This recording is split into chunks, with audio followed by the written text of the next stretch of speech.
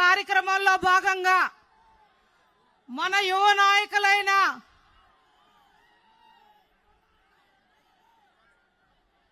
అన్న స్వర్గీయ నందమూరి తారక రామారావు గారు సమాజమే దేవాలయం, ప్రజలే దేవుళ్ళని తెలుగు వాళ్ళ కోసం తెలుగుదేశం పార్టీని స్థాపించి ఆ మహనీయుడు బాటలో మనం ఈనాడు తెలుగుదేశం పార్టీకి రాష్ట్ర ప్రజల కోసం, తెలుగు వాళ్ళ కోసం అండగా ఉండి ముందుకు నడవడం ఎంతో అదృష్టము.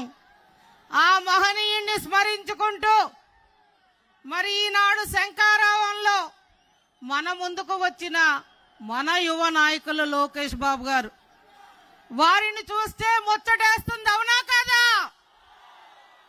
మన లోకేష్ బాబు గారేనా ఇవాళ 50 ఏళ్ల రాజకీయ అనుభవం ఉన్న వ్యక్తిగా మన ముందుకొచ్చారని, ఆ కలియుగ వెంకన్న స్వామి ఆశీర్వదించారని, మనమందరం బాబుకు అండగా ఉండాలని నేను మీ అందరినీ మొట్టమొదట కోరుకుంటున్నాను. తాతకు తగ్గ మనవడుగా, తండ్రికి తగ్గ తనయుడుగా ఇవాళ రాష్ట్రం కోసం యువగలం పేరున 216 రోజులు, సుమారు 3500 కిలోమీటర్ల చెల్లెర ఎండని, వానని, తుఫానుని, గాలులని లెక్క చెయ్యకుండా ఒక ఉన్నతమైన విద్యలో ఉంటూ కూడా ఇవాళ ప్రజా సమస్యల కోసం చిన్న వయసులో ఒక కార్యకర్తగా మనందరికీ పరిచయం అయ్యారే. ఒక ప్రజాప్రతినిధిగా గతంలో 2014 నుండి మొన్న వరకు పరిచయం అయ్యారే. ముఖ్యంగా తెలుగుదేశం పార్టీ కార్యకర్తలకు ఒక భరోసా ఇస్తూ ఏదైతే కార్యకర్తల సంక్షేమ నిధి అని ఏర్పాటు చేసి చనిపోయిన మన కార్యకర్తల కుటుంబాలకి ప్రభుత్వం కంటే నేనున్నాను ఒక అన్నగా, తమ్ముడుగా అని భరోసా ఇచ్చారే. ఇవాళ ఈ యువగలంలో ఎవ్వరూ చేయలేని ఒక సాహస పాదయాత్ర చేశారు, అవునా కాదా? మన ఎస్కోట్ నియోజకవర్గం నా కుటుంబ సభ్యులంతా ఆలోచించండి, చప్పట్ల ద్వారా కరతాళ ధ్వనులు చేయండి.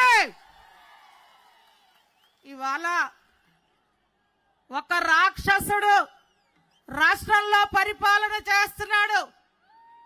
ఒక్కసారి ఆలోచిద్దాం, ఒక్క అవకాశం అని మనం మోసపోయాం.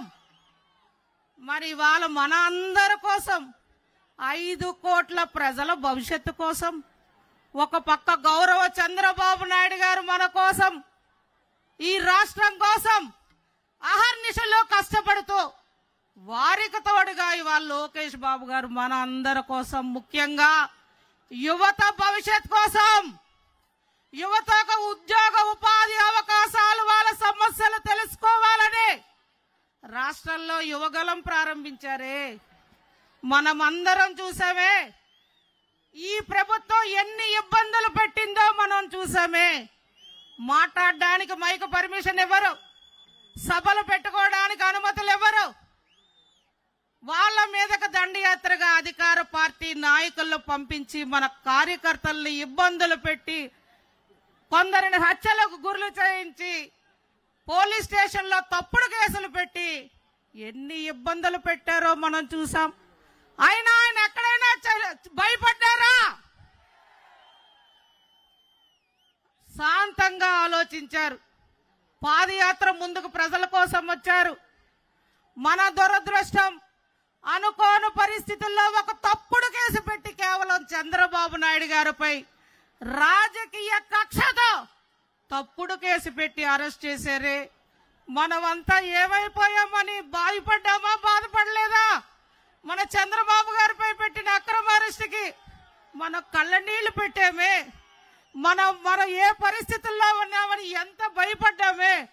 మన పార్టీ, మన పరిస్థితి ఏంటని చెప్పి ఎంత మదనపడ్డామో ఒక్కసారి ఆలోచిస్తే, ఆనాడు మనకు